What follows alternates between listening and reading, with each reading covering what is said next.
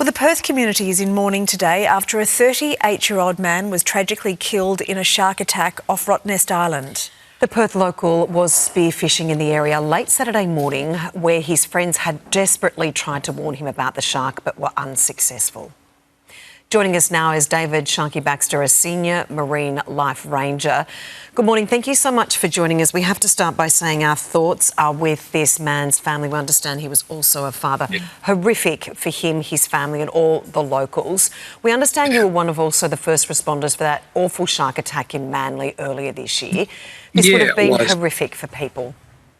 Yeah, it was. And as a consequence of that, I was just saying before, I carry a tourniquet clipped to my side anytime I'm near the water. It's just one of those things, because the tourniquet can stop bleeding and pretty much save someone's life, because unfortunately, you bleed out pretty quick and you don't have that oxygenated blood to the brain, and that's when you start to have problems with it. But my condolences also to the family over there. It was looking at it and speaking with more people over in Western Australia, it would pretty much seem like a textbook perfect attack by a large predator, a great white shark. He was spearfishing. That attracts predators around there. Wrong place at the wrong time. It's an unfortunate event, but you're wearing a dark wetsuit. A shark that size would have probably spent its life feeding on seals. Again, we go to that theory that, you look like a seal. It'll come in there and investigate, and sharks don't have hands, so they fill with their mouth. Unfortunately, he had lower body injuries, which would have meant he probably bled out, unfortunately. It's just one of those things. We're never, ever going to stop shark attack. Will ever we humans go in the water? But we can do a lot more to prevent it. And one of the ideas I had before the Manly attack, and we had that horrible fatal at DY Beach, was to have an autonomous drone system which would be able to operate without the need of an operator.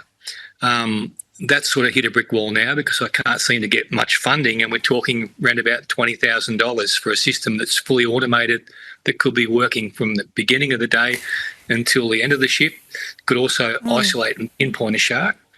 But so if Gina and Twiggy are listening, please help us. Yeah. Let's prove this technology works. Yep, those two people in WA, of course, where this shark attack happened. We understand it was a 4-metre shark, they believe, a great white, and that he was swimming on the surface there.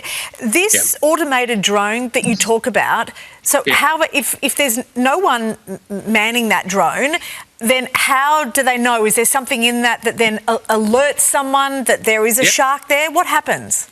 Well, the system is, it's like they saw a drone in a box. The system is fully AI orientated. You grid the beach you want this drone to fly. It takes off from its base, goes up, flies a grid up and down the beach. If it spots something in the water that it's been trained to identify as a potential target, it hovers above that target, activates its onboard alarm, and will stay above that, tracking that shape in the water until such times as a jet ski or an IRB could go out to it. But it would also put an alarm down and activate and let the people below know there's a predator down there, leave the water. If they don't leave the water, then there's nothing we can do about it. Again, it's not going to stop shark attack, but we've got to do a lot more to prevent, give people every opportunity they can. And we've got to embrace AI technology, not worry about having operators. And I love surf lifesaving. I was a clubby myself for a long time. Batteries go flat. I didn't charge it. I haven't got the key to the room. How do we do it? We just got to go past that now. We've got to use AI. We've got to embrace it and let it work for us to help save us.